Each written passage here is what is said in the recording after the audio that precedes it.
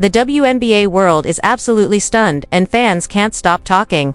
In a shocking turn of events, Caitlin Clark didn't even step on the court. Yet somehow, she still managed to outsell Angel Reese. Yes, you heard that right. The Indiana Fever's biggest star was benched, completely absent from the lineup, and still sold more jerseys, filled more seats, and generated more buzz than Angel Reese, who played the full game for the Chicago Sky. How is that even possible? This jaw-dropping comparison has sparked outrage, confusion, and even whispers of favoritism inside WNBA circles. Angel Reese gave it her all, running the floor, throwing elbows, hyping the crowd, but the seats were embarrassingly empty. Meanwhile, Clark's name echoed in packed arenas she didn't even enter. The disrespect, unbelievable. The narrative, dangerous.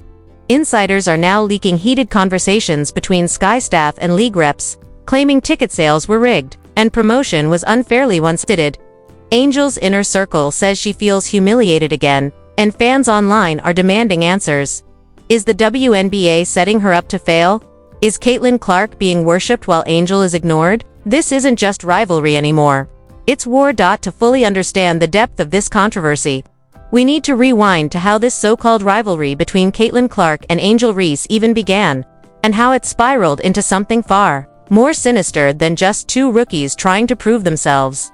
It all started back in college. Caitlin Clark, the sharpshooting Golden Girl from Iowa, took the NCAA by storm with her record-breaking performances and long-distance logo threes. Meanwhile, Angel Reese, the Bayou Barbie from LSU, dominated the court with unmatched confidence and physicality. Their clash in the 2023 NCAA championship wasn't just a game, it was a cultural earthquake.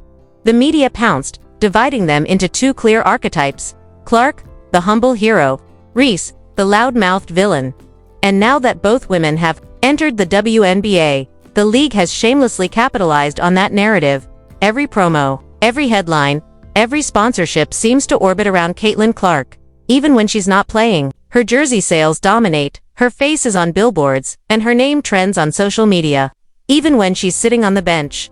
Meanwhile, Angel Reese is forced to earn attention, diving for loose balls, taking elbows, starting drama just to stay in the headlines. She's constantly asked about Caitlin in interviews, even when the questions have nothing to do with her. And despite being one of the most influential and marketable athletes in the league, she's still playing in half-empty arenas with minimal promotion. So when the news dropped that Caitlin Clark didn't play and still outsold Angel Reese in both ticket sales and merchandise, it hit like a slap in the face. The WNBA had promoted the Fever game weeks in advance, teasing Clark's appearance even after it was known she'd be sidelined for rest. Yet fans still showed up in droves. Meanwhile, Angel Reese played a full 38 minutes at home, gave her all, and still couldn't bring in half the crowd. It's not just a marketing issue, it's personal now. Insiders claim Reese's frustration has reached a boiling point. She reportedly confronted league reps about the lack of balanced promotion and has grown tired of being treated like a backup character in Caitlin Clark's scripted storyline. Reese's camp believes she's being deliberately overshadowed to elevate Clark as the league's main attraction, and if this continues, it could lead to a public fallout not just between the players, but between teams, coaches, and even sponsors, because make no mistake, this isn't just about basketball, it's about visibility, respect, power, and who gets to be the face of women's sports. And if this trend continues, Caitlin Clark winning headlines without lifting a finger while Angel Reese gets ignored no matter how hard she plays, then the WNBA's credibility may crumble under its own bias. The tension is rising, and this rivalry is about to explode. The controversy erupted the moment ticket sales data leaked from the Indiana Fever's recent matchup, a game in which Caitlin Clark didn't even step on the court. She was sidelined for rest, confirmed, out days in advance. But still, fans packed the arena. Tickets were resold at triple the price. Merchandise with Clark's name flew off shelves. Meanwhile, Angel Reese played a full, bruising game that same night, giving everything on the court in front of a home crowd that barely filled half the seats. Her jerseys were available.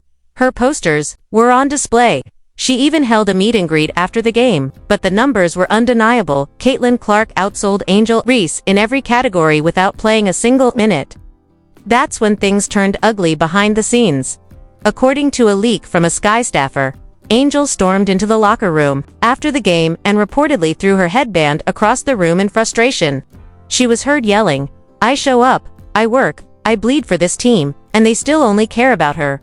Another insider claims Angel had a heated confrontation with a WNBA media rep in the hallway after her post-game interview. Cameras were rolling, mics were hot, but the feed mysteriously cut out mid-sentence. That confrontation. It was over a last-minute media cancellation. Reese was set to appear on a WNBA live segment following her game, only to be bumped for a pre-recorded interview with Caitlin Clark discussing her rest day. Let that sink in. Clark was being featured during a game she didn't even play in, while Reese, who just led her team in scoring and rebounds, was literally shoved off the media rundown like an afterthought. Fans started noticing the imbalance. Angel's supporters flooded Twitter and Instagram with comments like, "Y'all pushing a Caitlyn-only agenda and it's mad disrespectful. Reese shows up every game. Clark misses one and y'all act like she's the second coming. This ain't a league. It's the Caitlin Clark channel." Even some players began throwing shade. One unnamed Eastern Conference vet posted, on her burner, "Tired of busting my *** every night just to be second to someone sitting in warm-ups." But here's the real twist. Caitlin Clark herself didn't ask for this. Sources close to her camp say she was embarrassed by the attention, even asking her agent to tell the league to tone down the promo while she recovered. One Fever assistant reportedly said, "Caitlin knows this is unfair. She didn't want the spotlight that night. So if it's not Caitlin pushing the narrative, then who is?" That's the real problem Angel Reese is facing. She's not fighting Clark, she's fighting the machine behind her. And that machine, it's bigger, colder, and more calculated than anything we've seen in women's sports before. Reese is no longer competing for wins. She's fighting for relevance in a system that's already chosen its queen.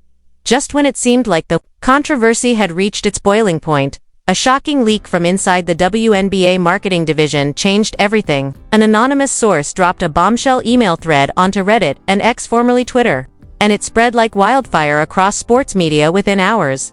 The emails detailed a deliberate campaign orchestrated months in advance, one that prioritized Caitlin Clark's image in league promotions, merchandise, and primetime media coverage, even at the direct expense of other rising stars like Angel Reese.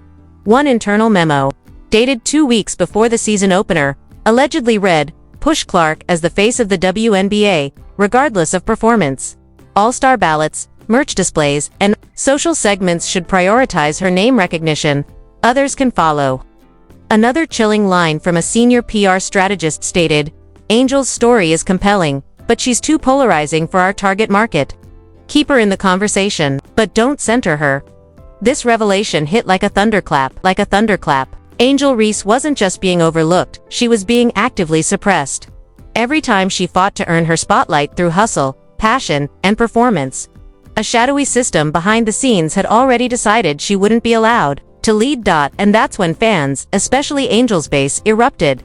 The hashtag Let Reese Shine shot up the trending charts. Influencers, sports analysts, and even retired WNBA legends began weighing in. Cheryl Miller tweeted, "How are we still doing this in 2025? Angel's earned her seat at the table." Shaquille O'Neal posted a cryptic message, "If you fear her light, it's 'cause you know she's next. Let her eat." Angel herself didn't say much publicly, but during an Instagram live the next day, fans noticed something chilling. A whiteboard behind her with 3 words circled in red, "This ain't fair." Meanwhile, Caitlin Clark, still recovering from her rest period, was thrust into the eye of the storm. During a press appearance, she looked visibly uncomfortable as a reporter asked if she knew about the emails. Her response was calm, but telling, "I just want to play basketball. I didn't ask for any of this favoritism. Angel's amazing. We all know that, but the damage was already done." Sponsors started pulling away from Angel. One major brand quietly dropped her upcoming ad deal, reportedly over concerns that she was too controversial in light of ongoing social media backlash. Meanwhile, Caitlin picked up a new 7-figure endorsement. Even worse, ticket vendors began bundling promotions with lines like, "Buy now, before Clark returns." Even if Reese was playing, her name wasn't even mentioned. It all felt surgical, coordinated, intentional. And fans were no longer speculating, they were exposing. One user on TikTok went viral breaking down promo footage frame by frame, pointing out how Angel Reese was frequently cropped out of highlight reels or placed in background shots while Clark's image remained center frame.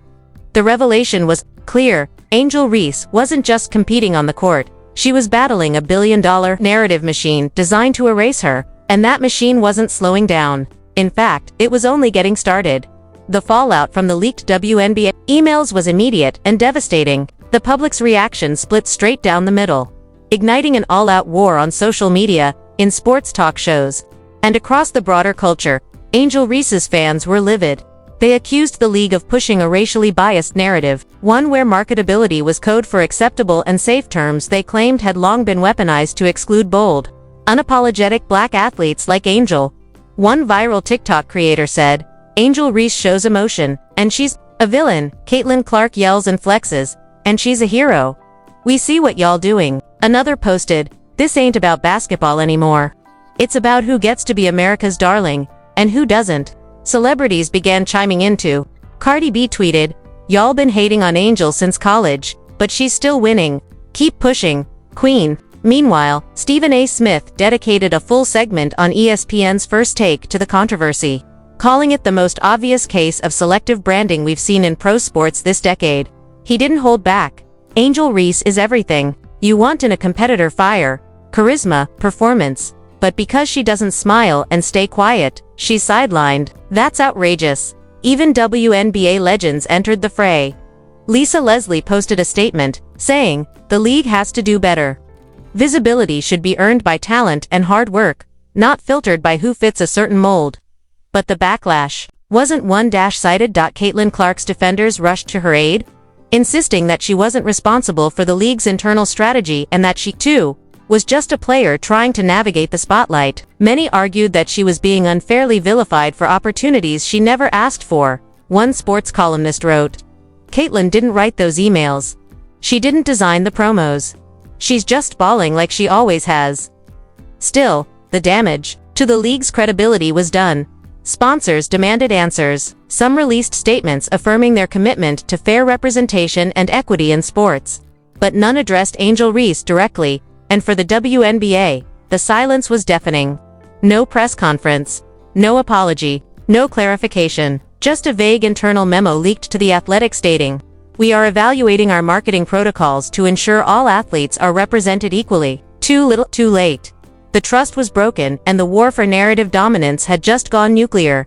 Just when it felt like the dust was beginning to settle, another bombshell rocked the league. A new leak, this time, from inside the Indiana Fever's own marketing department, revealed that the league had quietly greenlit a multi-million-dollar solo documentary project centered around Caitlin Clark before the WNBA season even began.